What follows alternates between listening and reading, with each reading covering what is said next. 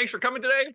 Good to see you all, especially you guys out there in Guam, who I believe got up at about 4:30 for this presentation. We've been working a lot with the islands out there with self-employment, so that's been kind of fun. We're going out to Guam in about 2 weeks, Tim and I, maybe. Maybe we'll do a little self-employment while we're there. What else, right? Surfing.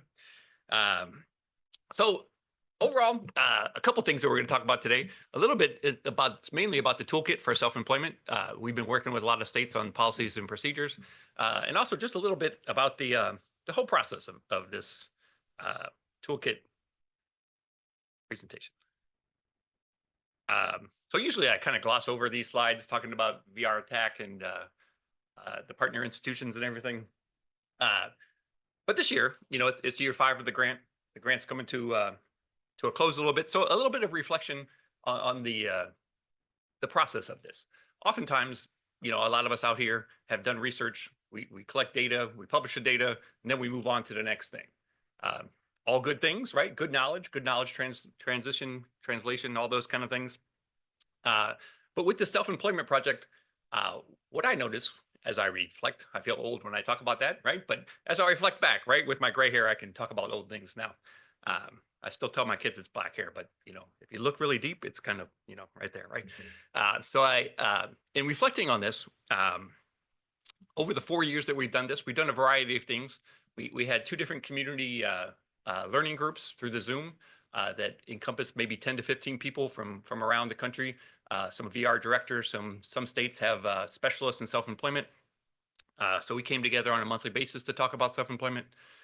We created a toolkit on self-employment, and we've done about 5 to 7 presentations to different groups on self-employment. And then we've also gone to about 10 to 15 different states and talked about their policies and procedures. And one of the many things I've learned about self-employment and just about the process of doing this all through a 5-year grant versus just doing a one-time research project is that there's a lot of knowledge out there. So there's a lot of knowledge on self-employment, but it's not together anywhere. So almost every time we get together in a Zoom to a new state or whatever, what I find is someone has a new idea or a new knowledge about self-employment. At our last implementation Zoom about 2 weeks ago, the state director from Michigan brought up that in the Federal Register in 2017, page 5,647-1. So, you know, not all of us go through the Federal Register as close as some others. There's a line from the commissioner saying, for self-employment, we don't expect people to make minimum wage. It's okay if they make less than minimum wage because it's a startup kind of industry. So we had spent, who knows, hundreds of hours, maybe 20 hours, maybe 5, in our different groups talking about how do we get people to self-employment. States policy were all about making people in self-employment having to make minimum wage. And then we find that maybe we don't have to make minimum wage, right? So through this whole process, this whole self-employment toolkit, we found is a very fluid kind of thing, that it's always growing, it's always changing. And of course, now towards the end of this project, what we find is how are we going to keep the knowledge that we have brought together available to everybody? So it's sort of a challenge that if anyone has suggestions for, we're all open to it. NDI has a new grant to work on self-employment. So they're going to maybe be the catalyst of this a little bit, but I think it's something a little bit larger than self-employment. We all gather some knowledge sometimes, but how do we get that knowledge to people who are looking for it? And that's been one of the challenges with self-employment, because as you look into self-employment, as you talk to other people who are involved in self-employment, people all know some knowledge, but few people know a place where it's all gathered together. There are places for that, right? The Utah State side. I mean, there are places where it could be kept together, but it's not at this point. So when we've done these presentations, we've done it a couple different ways. Sometimes it's a group of state policymakers who are interested in particular issues with self-employment. Some people are just interested in self-employment in general. Some people feel sorry for me because there's not many people in the room, and they come to my presentation to see how their knowledge and guidance have brought me to this place in life. So whatever spot you are, feel free to chime in, because as I said, it's a ever evolving kind of thing. So sometimes we have states out there in the audience that have specific questions, or they have a a good example of something. So that's always great to bring in. If they're on the camera, can we bring them in, by the way? If they have a question? Sorry, you guys can't ask questions. Sure. Maybe you guys can ask questions. If not, email me at mfreed@fau.edu. I feel like a commercial.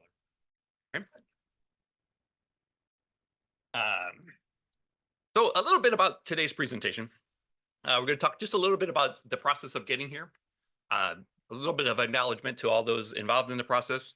Indiana's been great with the process, by the way. That Indiana has what we've learned also through the process is states are so different. It's kind of funny how there's different ways of doing government. We've seen lately, right? And there's different way with VR. VR is done very differently from state to state. So self-employment is maybe the outlier even of that. That some states, such as Indiana, have a specialist who just does self-employment. They travel all around the state. They talk to different counselors about self-employment. Every self-employment case goes through them. Others have nothing like that, and they just randomly go to whatever counselor happens to have the case, and there's no guidance. I don't know which one's best. I don't know which one is more expensive, et cetera. It's just interesting to see the different ways we do it. Going to talk a little bit about the toolkit, and especially as we went through this toolkit, the thought that what do counselors want? What do agencies want for a good policy and procedure? So part of it was they don't want 50 pages of written text. We want a lot of handouts. We want a lot of things that counselors and clients can fill out at the desk. So some templates for states to be able to do self-employment plans, to do informational interviews, some of those kind of things. So ideally in the toolkit, we put a lot of those things in. But again, as we find, other states sometimes have better ideas or they have additional suggestions. A little bit of how we got here. A lot of states in self-employment had policies from the 1990s. I was a counselor in the 1990s. I look younger than that, I realize. But so I was a VR counselor in the 1990s, and our self-employment policy was pretty much convince people to do something besides self-employment because it seemed very difficult. Counselors in general don't know much about self-employment. But now with the new gig economy, with about 40% of people doing some kind of self-employment in America. In this room, who's doing some self-employment? Anybody selling on Amazon, Poshmark, driving for Uber? You guys all have such good jobs, you don't need to do a second job. In general, most people are doing some kind of second job. Sometimes it's a gig. Sometimes people in this industry, though, they are self-employed. If you think about vocational experts working for Social Security, you think about vocational experts working in the forensic field, lots of different ways that people are working in self-employment, even in this field. But in general, we know that self-employment has changed a little bit because of COVID, and a little bit for other reasons with a lot of 1099 workers and also the idea coming from COVID of being able to work from home. So we know that in the disability world, one of the big barriers to employment sometimes is transportation. A good thing that came out of COVID is probably about 30% of people do at least some work from home. So there's no longer really the taboo from working from home. There's websites, flexjobs.com, where you can find jobs just that work from home. A lot of really good jobs working from home. I like to always bring up social media investigator because it's kind of a fun job. And people who are on social media all the time think, wow, I could do this, right? So what does a social media investigator do? Anyone got it? I thought that was a sign that you were like a social media investigator, just to give you an example of some fun self-employment positions that pay really well. In let's say a divorce case, a social media investigator would get on the other person's media site and show and find things about them that are bad, usually, right? So maybe they say they can't work because they have a bad back. So they're on their social media and they're finding pictures that they're, surfing in Hawaii, things like that. Maybe not the greatest way of doing disability, but you get it. There's lots of jobs out there. It pays about $40,000 to $50,000 a year. You work from home generally. If you think about it, you can surf social media at any time. So someone who has difficulty, working in the daylight, working with others, could be a great job for them. So a little, what RSA was asking states to do with self-employment was rapid engagement and few barriers. So when we started this process, we know we wanted to make it simple for quick employment. There's a lot of jobs out there that are available today, but 10 days from now, they find someone else, or our clients, consumers, maybe aren't interested anymore. So a lot of policies required everyone who wanted to do self-employment to have a full business plan going through SBA. Nothing wrong with SBA, but they're not always really quick. They don't always know about disability, whatever it might be. So part of our task was, how do we do this in a fast way so that people can start work tomorrow? We didn't get that good, but we can do it quick. What we also found, though, in talking especially to state directors, is they don't want crazy expensive cases that make them look bad. So every state, everyone whenever I talk about self-employment, someone has an example of some case that costs their agency $100,000, $1 million, whatever. They didn't ever start their business, but they bought this building. Someone in Guam bought a boat. Actually, the boat worked because it was transportation between islands. So you guys did a good job. But they bought this big building. They got a lot of supplies, and the business never kicked off. And now they're asking for more money. States don't want that, right? So they don't want the big ones that make them look bad, get put in the media, those sort of things. They also didn't want self-employment to be somewhere that some people found that VR will buy you a car, or they'll buy you a cell phone if you have this kind of case. So we wanted to be careful of how we present self-employment that is rapid and quick, but also it's not a place that isn't leading to employment and isn't something that VR is kind of trained to do. We also, as a group, we were trying to empower the VR counselor.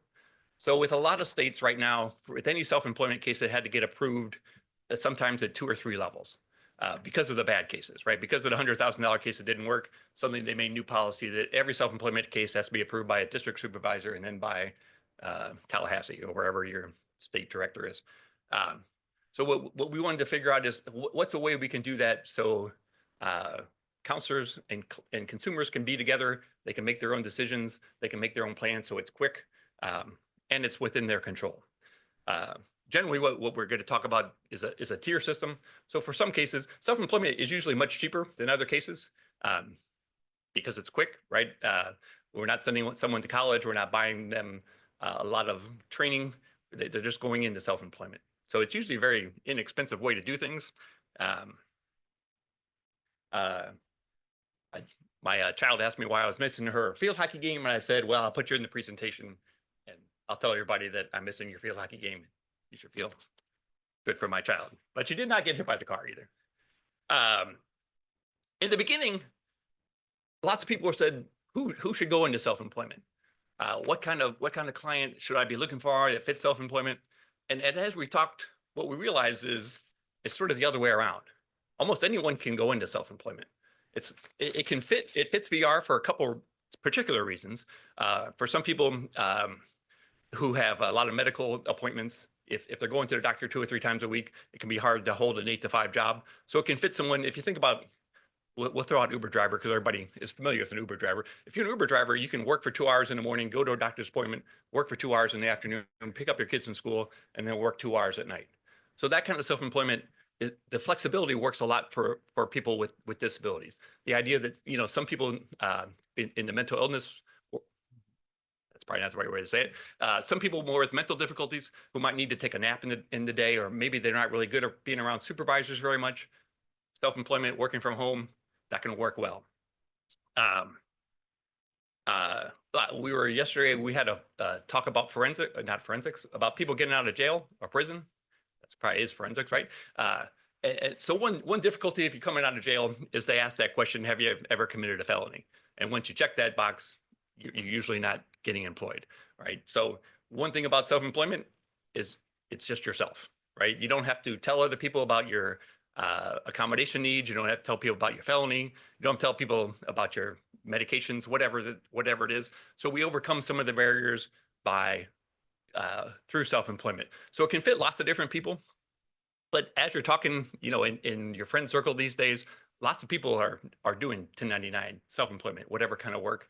It's not something that requires certain skills. It's not. We sometimes see like entrepreneur spirit testing or whatever.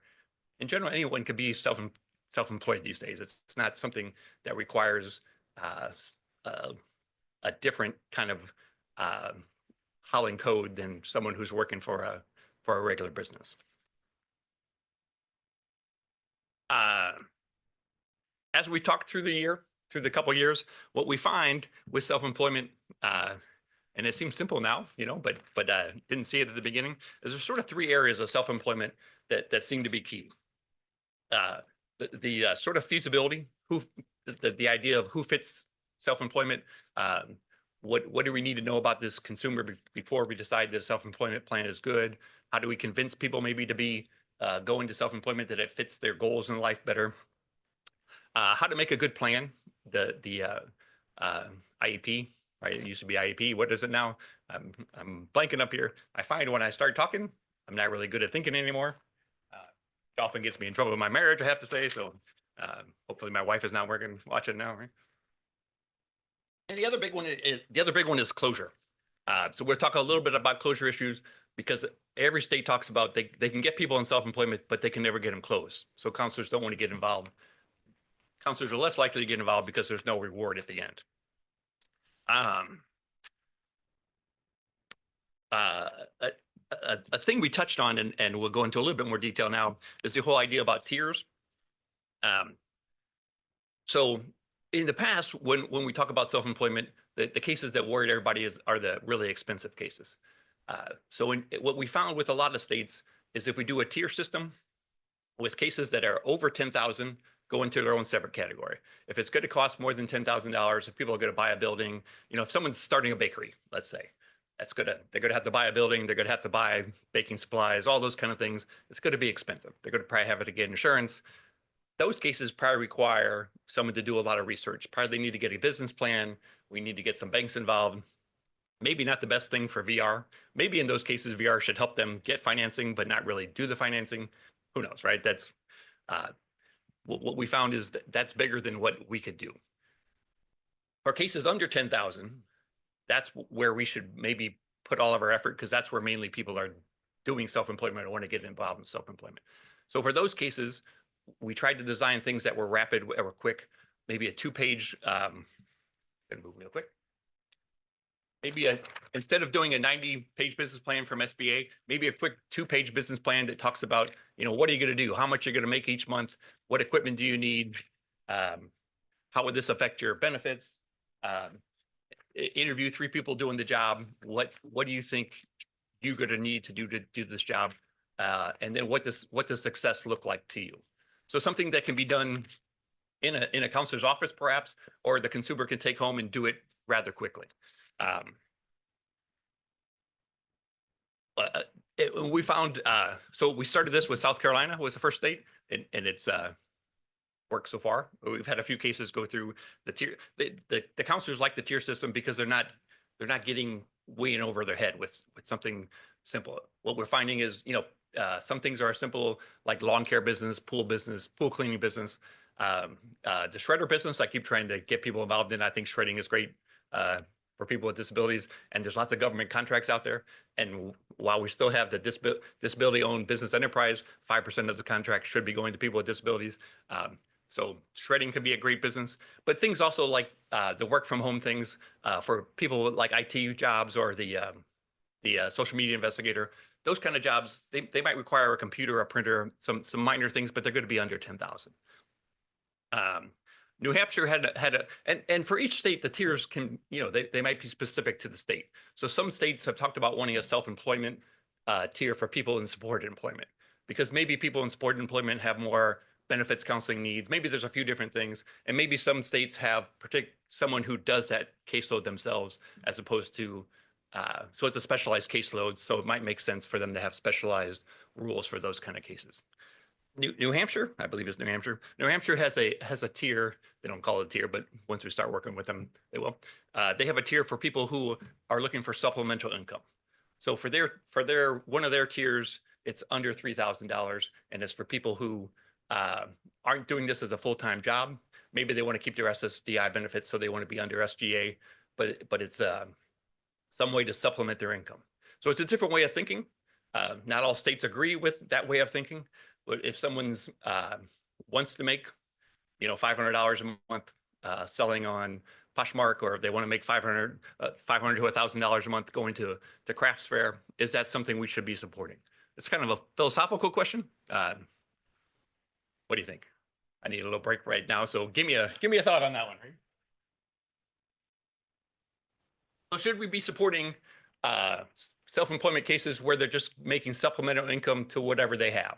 So it's not a full-time job. They're not making minimum wage. They're not being self-sufficient off this, but they're getting $500 to $1,000 a month with something that we can help them. Maybe they need a new sewing machine under $3,000.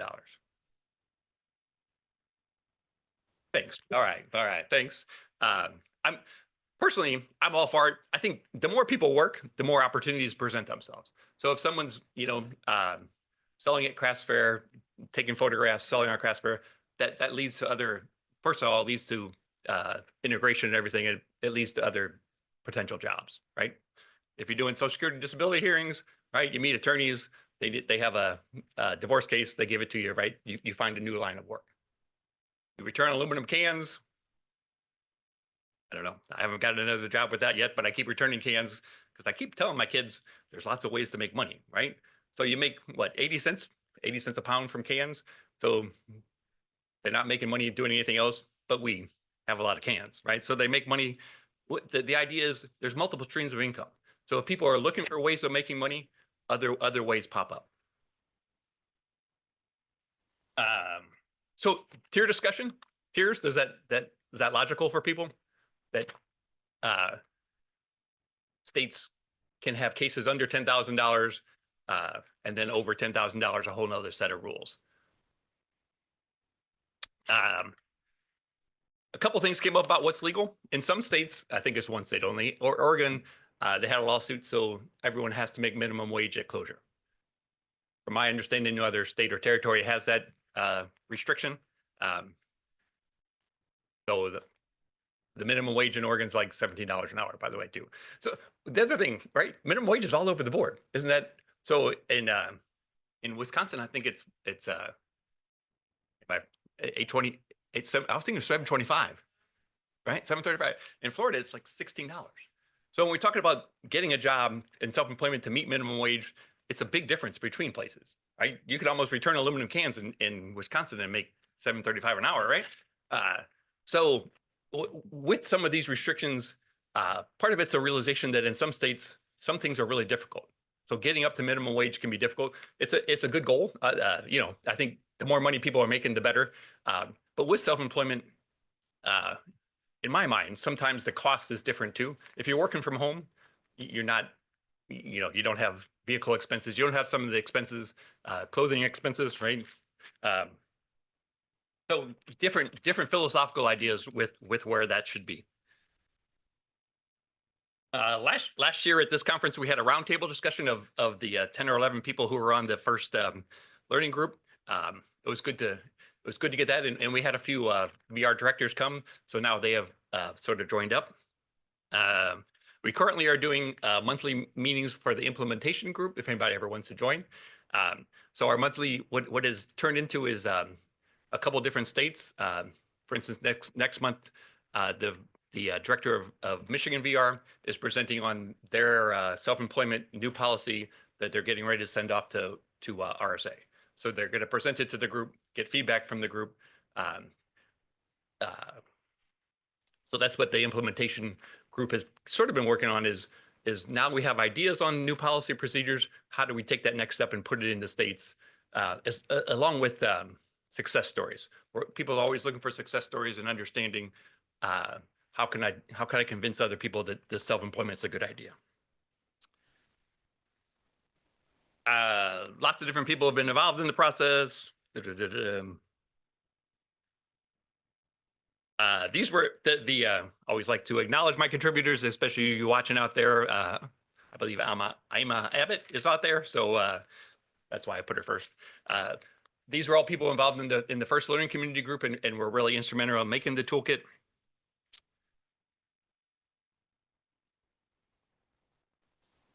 Slide doesn't want to change because I know it takes you a long time to read all their names. Right? There we go. So as we started developing the toolkit, a couple things came out. It was sort of we tried to make it an organic process that with no particular goals in mind, other than we needed to make a toolkit at the end. with some other things, support employment, some other toolkits, what you find is it's sort of a recipe or a template that do it this way, this way, this way. These are all things that make sense. We found for self-employment that states didn't really want that. That it's not a one size fits all for many reasons.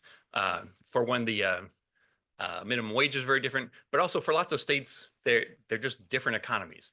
So when we talk to Idaho and they have a lot of farming opportunities, does it make sense for someone to sort of carve out an area of a farm and create a chicken industry, a chicken egg industry, eggs of chicken industry? So we learned a lot about that, for instance, but that's much different than downtown Chicago self-employment. So what we wanted to do with the toolkit was have a variety of ideas for states, and they could pick what fits for them. Trying to be aware and trying to recognize that the different laws, cultures, traditions, both in the states, but also in VR. So we found that, some some VR systems are very good, but they're very protective of their policies. So most of us believe that what we are projecting are good things. So some people held on to some policies that you wonder why, right? So it's interesting, I guess. And I think through the process, you realize, each state is different, and you can't force states to change their policy and procedures. And if you do, they're not, the counselors aren't going to change with you, no matter what the policy, it seems like it says. Another thing that we're going to bring up with the culture is the idea of sustenance. I always have to think on that word, or the idea that for some cultures they do activities that aren't paid. So it came up with starting with the Native American culture. Wayne Daigle is here, who's from the VR tech of Native American funding. I can't think of the name of that one. But the idea that he's brought forward and we tried to introduce to states is it okay for VR to support someone who's doing work that doesn't get paid in dollars, but gets paid in some other way? Might be through bartering. It might be through lowering their own need for income. So for instance, if someone's going out and fishing every day, they're catching fish, they're using that for their food, but also trading it for maybe oil to heat their home. Is that something that VR should support? There we go. Thanks for the head nod out there. So I agree. It does seem like that's something VR should support. It's a little different because how do we close the case? How do we figure out on our 9/11 forum how much money they're making? It seems easy. It doesn't seem easy, but it seems logical on the surface, but it creates some new questions. Some states don't like it because it creates too many questions. But as we're talking about this, we realize that there are a lot of different people out there, a lot of different cultures, and some things can make sense, but we have to figure out how they make sense. We know that there's Native Americans in every state, and also the different cultures. There's a babysitting culture out there that in some communities, there's usually a older female woman because no one trusts men with babies for obvious reasons, right? But the older female watches lots of kids and she gets rewarded with that, maybe not in pay, but people buy her groceries, people fix her car, people do lots of things for that. So she's providing a service that's work, but it's just paid in a different way. So it seems like a good thing. It's sort of hard to put into policy right now. We have some ideas of how to do that, but just realizing that there's lots of different cultures out there, and how do we include them all in VR policy is kind of difficult, for one, because we don't want a huge policy as well. And we're always aware that, we've had people in the audience, we've gone to different states, we've had different people in learning communities, but we haven't had everybody, right? So we're missing lots of ideas. We're missing lots of stakeholders. We haven't had nearly as many people who have gone through the process as would be useful. So when we talk to people, when VR counselors talk to us about consumers who have gone through the process, many consumers aren't really happy with the process because it may take too long, or they had bigger aspirations than VR is going to help them with. So one thing that we're missing is more self-employed people in this process, it seems.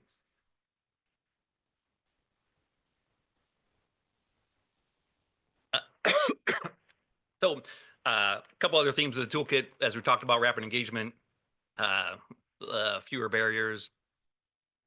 Um, the 2-page business plan was big. Um, um, I can probably do that. We also tried to create some simple handouts, flowcharts for counselors, especially in the beginning, so that they could look at. I know you guys can't see this, and it's handwritten, right? That's why you guys can't see it. But just some simple things to think about: where does someone fit in the tier? So if someone's a gig worker, they're under $10,000 probably, right? If someone's in support employment, maybe they're in their own separate tier. If they're going to hire other people, that's probably a whole nother that's kind of a tier 5, or that's a higher tier. That's going to require um, maybe a bigger business plan. If they need insurance for people, those are things that maybe a VR counselor is not going to have the knowledge on by just reading through our material. So we wanted to give some handouts so that people, and both for counselors and consumers. So a consumer coming in and wanting rapid engagement, if they keep it under 10,000, then they can get rapid engagement. If they go over 10,000, one state, they can do the simple employment plan, they can do the rapid engagement and everything. But once it hits $10,000 of expenditure for the business, not there's always other expenditures. We're talking about just for the business. Once it hit 10,000, they have to start all over and go back and do a full business plan. So it sort of incentivizes everybody to keep to a budget, stay underneath 10,000, so you don't have to start over.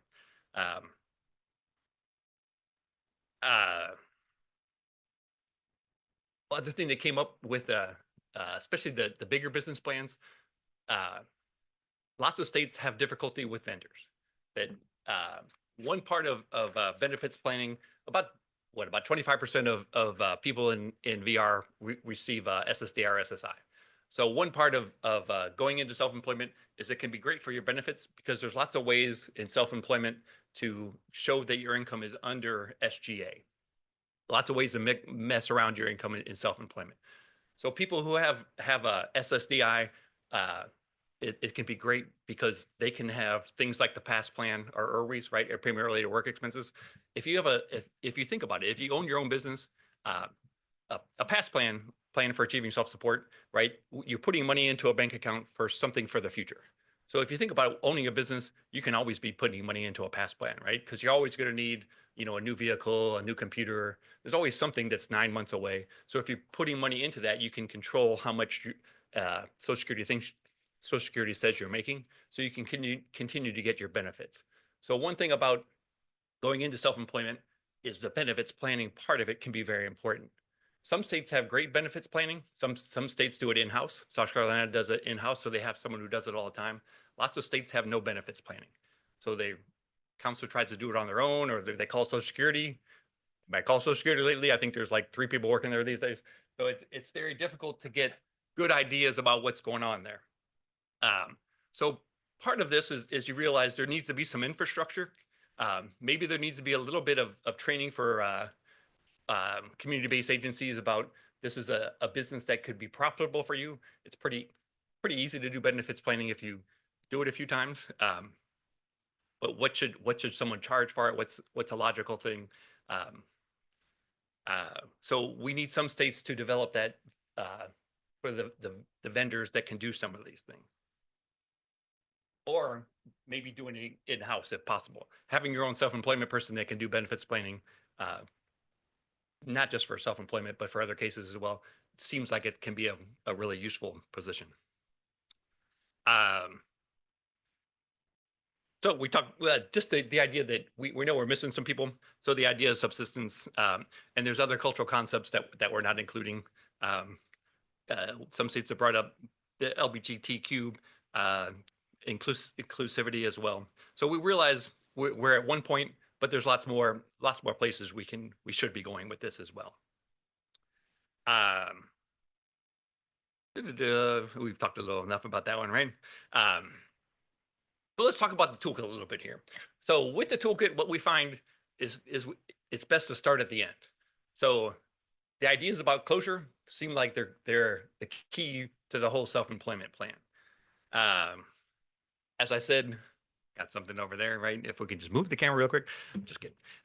Like I said, not too long ago in this one, what we found is with closure, because of our federal registry there, it does not have to be making minimum wage.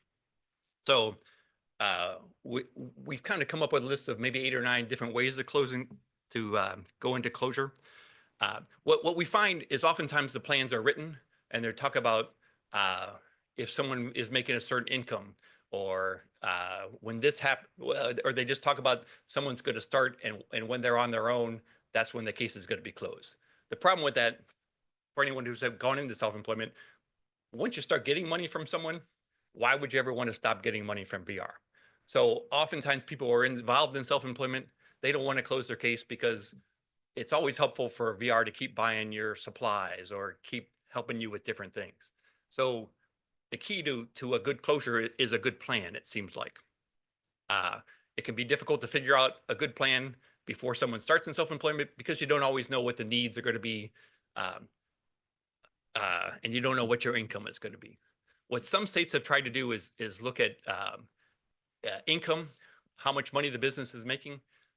Trouble with that, with anyone that's involved in, everyone that has a self-employment not case, anyone who's working in self-employment, what you want to show on your tax return is that you made $0, right? As we've heard from many politicians, right? They made $0, they paid 0 taxes, even though they seem to be doing quite well. No political sides there. I think everyone is doing that, right? So tax returns are very difficult. Because with and it's all valid, right? If you have a self-employment situation, you're trying to put money back in your business, right? So if you buy a new car, it's for the business, but you also have a new car, so you have, $40,000 worth of equity sort of in your business, but it doesn't show up as any income. So it's very difficult for VR counselors to see income for people doing self-employment. So trying to do it with income is difficult. Now, if you're like 1099 workers, right, you get a paycheck and all that. Those cases aren't difficult. But for a lot of states, their difficulty is trying to figure out income for people. So different thoughts out there. One thought is, instead of looking at total income, so income is often derived from, how much they bring in versus how much their cost is. It's really difficult to figure out how much someone's cost is. If you think about an Uber driver, right, they're paying for gas and they're paying for depreciation on their car if their car breaks down, but it's not really clean, right? Because they're also using their car to drive their kids to school. They're doing it for lots of things. So trying to figure out that kind of income is difficult in these situations. So maybe trying to figure out in other ways. That way is fine, but maybe other ways is also a way to put in the IPE. So some different states do it different ways. One idea is if consumers is making SGA. You guys know what SGA is, substantial gainful activity. It's kind of a Social Security term. It changes every year, which is good. So if you put it this way in your policy, the amount of SGA changes each year. Currently, SGA is, I think it's 1520. For people who are blind, it's like 2,600 a month. Blind people who are blind always have much higher, right? So according to Social Security, if you're making less than what they call substantial gainful activity, so if you're getting SSDI and you make $1,400 a month, your benefits aren't touched. If you make an SSI, they get touched right away. But so one thought for states is, since this other government organization has already determined what SGA is, they determine it new each year. So next year it'll go up to 1560 is SGA. If someone's making more than SGA, that's in a month, that's considered substantial work. So that's a way to close the case. So maybe you write it up in the plan that if someone's making SGA, 3 out of 6 months after the first 3 months, then that's a reason to close the case. And we determine SGA not by income versus expenses, just by what they're bringing in. So most people know how much money they're bringing in, right? We can see that from, these days, a lot of small businesses just use credit cards, but we see bank statements. It's not that difficult to figure out how much someone's bringing in. Another thought for ways of figuring out how much someone should make is, there's a term for this, but I'm blanking on the term, of course, is when we're looking at someone's job. So if someone, let's say, is doing IT from home, it can be questionable how much should they be making what determines when they're being successful and we can close their case. So one way is just by going to ONET, onet.org, I believe it is, right? I'm blanking on the last three. If you go to onet.org and put in IT specialist or whatever, among other things it'll bring up is the data for your state about income. So it breaks it up into median income, but it also breaks it up into the chart that suggests, 25% of people make this much, 75th percentile make this much. So you could say, as you're working with your consumer in the very beginning, the 25th percentile in IT make this. So once you start making this much money, for 3 months in a row, that's when we'll close your case successful. Some other ideas are maybe just if someone's working. Yes, question.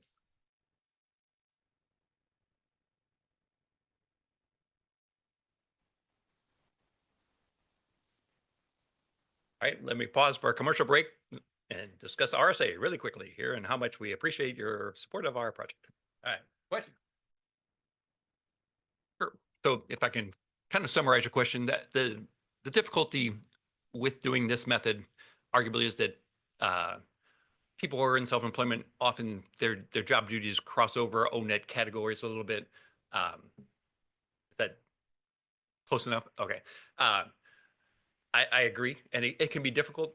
The main thought here is that in your plan with the consumer before any self-employment starts, before any money is given out, what you and the consumer would write in the employment plan is that here's what people who are working in a regular IT job would make, right? Here's the median, here's the kind of starting wages or whatever.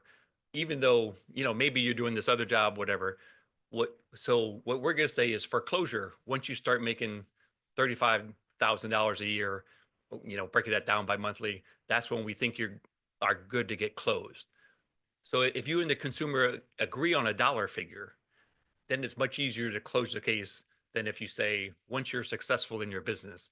So what we have found with closure is you need to make the plan very specific.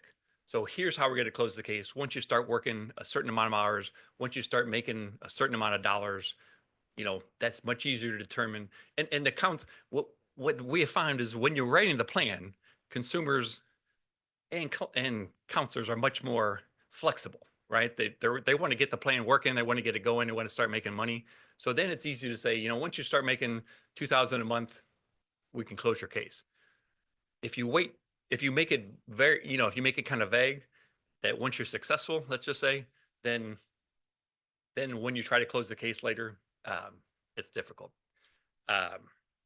So we're sort of running low on time here. So the good thing about the toolkit is that it's online, right? And I'm going to bring up this cool thing in just a second, this high-tech thing. So the toolkit, since it's ever expanding, is available through there. Can people on the can they get it from that? I wonder. It's the tacky website. I think it. Okay. So I believe that's a toolkit. Now the toolkit is a fluid thing, but it's not as fluid as probably it should be. So some of the things we discussed today, like the whole idea of SGA as a way to closure, that has just come up in the last couple of weeks because there's 3 states that actually do that now. So where it's a fluid thing, it's only fluid when we actually go into the toolkit and add these things. So we need to add a few things. I think we're going to questions now, right, Natalie? Maybe, or are we just done overall? Oh, I'm sorry. I thought we had 11:15. My bad. Thanks for being here in that case. Thanks for all your head nods out there. Go out and help people be entrepreneurs, right? Thanks for your time. Good to see everybody. Thanks for your help.